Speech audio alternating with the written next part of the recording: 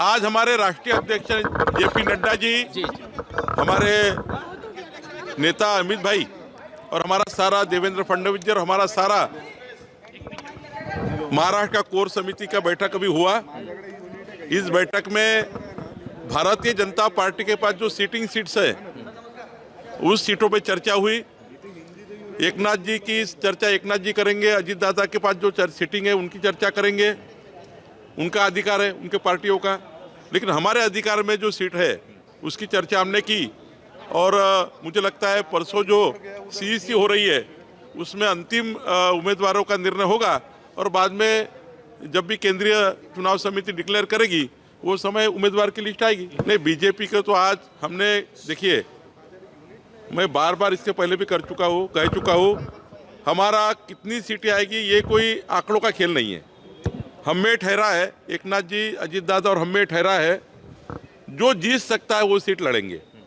एकनाथ जी जहाँ जीत सकते हैं वहाँ वो लड़ेंगे, उसके पीछे हम ताकत खड़ी करेंगे।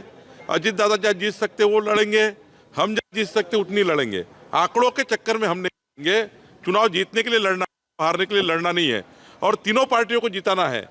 हमारा कोऑर्डिनेशन ऐसा होगा, तीनों पार्टी हम एक साथ चुनाव जीतेंगे और पूरी ताकत से जीतेंगे, ये हम करने वाले हैं। नहीं, अलायंस पार्टी की सीटें बराबर है, अलायंस पार्टी की सीटिंग सीटें भी उनके पास है, सभी के पास सीटिंग सीटें हैं, लेकिन और कुछ उसमें जो बची हुई है उसमें भी चर्चा हम करेंगे। देखिए, डिस्कशन का हमारी सीटिंग सीटों पे बात हुई, ऐसा नहीं। देखिए, हमारी अभी तो जो सीटिंग विधायक 105 है, हमारे मित्र पक्ष 8-9 है, जो हमारे साथ अलायंस में हमारे एमएलए है, तो ऐसी सारे पे हमने चर्चा की है।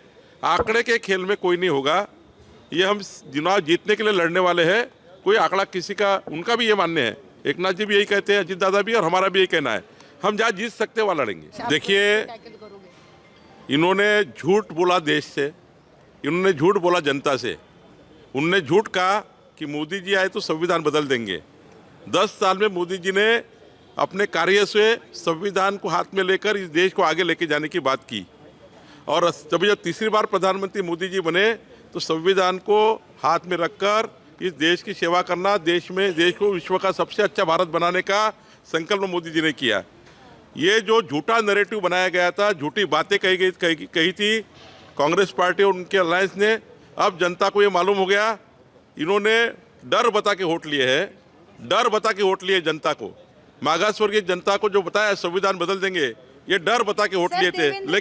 लेकिन अब राहुल गांधी ने जो कहा है अमेरिका में जाकर, और वो वीडियो, वो बात उनकी पेट की बात है कि इस देश में आरक्षण की जरूरत नहीं है, ये बात भी जनता को समझ गई है।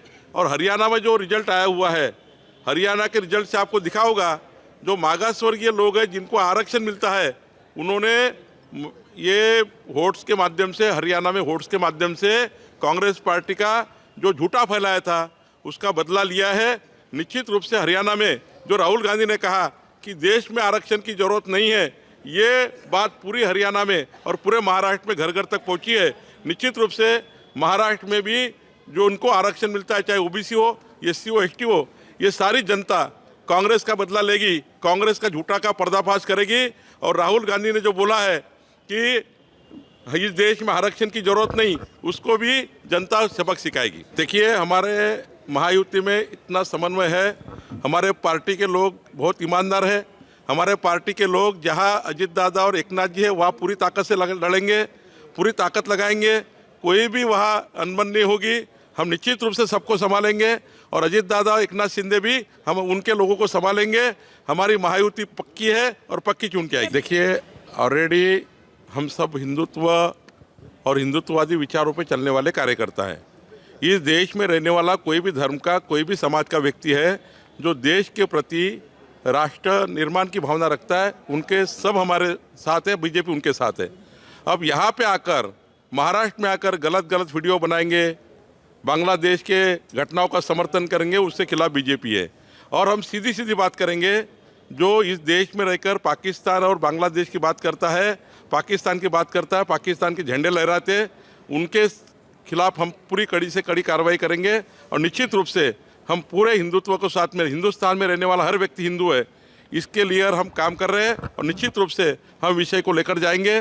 कुछ लोगों ने चुनाव में जिस प्रकार से एक गट्टा वोट डाल दिए हमारे खिलाफ, मोदी जी के खिलाफ, कि मोदी जी इस देश में प्रधानमंत्री बनेंगे, तो डर बताया मुस्लिम समाज को कि मुस्लिम समाज को बहुत बड़ा नुकसान होगा।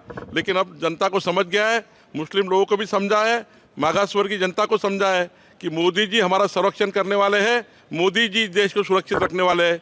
इसलिए हम लोग आगे जाएंगे और निश्चित रूप से हिंदुस्तान में रहने वाले हर व्यक्ति को हम ये समझाएंगे और अच्छे से चुनाव लड़ेंगे।